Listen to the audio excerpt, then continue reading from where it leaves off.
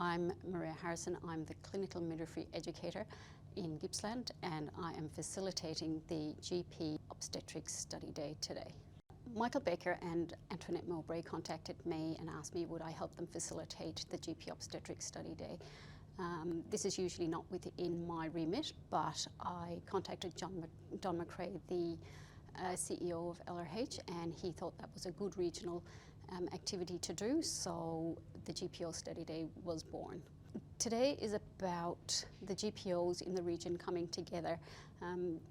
They already know each other, but having a good day where they can connect and speak and have plenty of education is really important. These people work extremely hard for our communities, and the more that we as a health service can support them, all the better. My name's Antoinette Mowbray. I'm a GP obstetrician in Bairnsdale, and I've worked there for about 10 years now.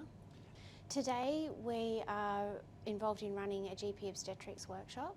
We run about 2 a year, and it's a great opportunity for GP obstetricians to come together and share and update knowledge on topics that are of vital relevance to their day-to-day work. It also is a great way of networking, supporting one another, sharing interesting cases, picking each other's brains on different things that we've found ourselves involved in, and generally feeling less isolated and like you have other colleagues you can talk to because you have met them and interacted with them in this type of an environment. You could then pick up the phone and ring them if you ever wanted a second opinion at another time when you're working as well. I see the role of a rural GP obstetrician as vital to the community's health and well-being. If you don't have a rural maternity service, you often lose a lot of other aspects of that region. You often don't have young families moving to the area because there's not a rural maternity service they can trust and rely on. You will then lose businesses, you will lose many other aspects of a community, and the growth is significantly impacted if you don't have a thriving maternity service. Obviously it depends a lot on not just the GP obstetricians but the fantastic midwifery workforce as well, and the culture that is around that. But I think having that opportunity for continuity of care, the trust you get to build up in the community, is something that we all appreciate a lot.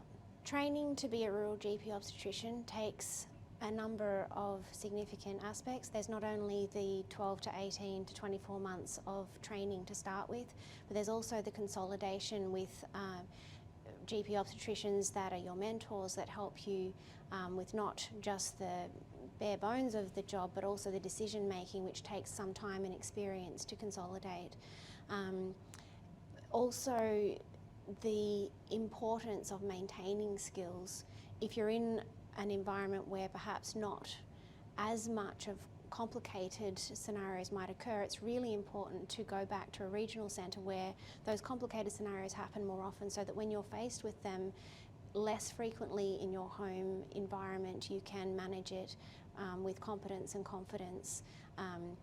And that's really important, not only for doing a job well, but also psychologically maintaining resilience in a setting where you have less support.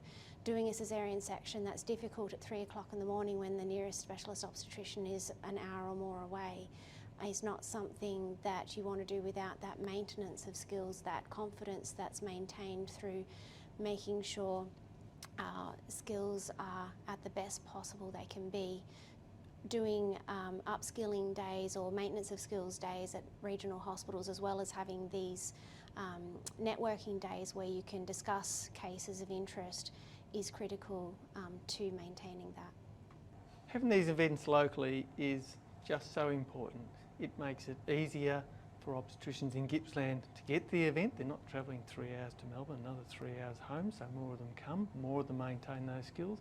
And it's also a way of involving junior doctors who find the whole idea of obstetrics a bit scary, and they can come here, meet people who are actually doing it, see that it is possible, and help encourage them to undertake that in their future training and stay in rural areas.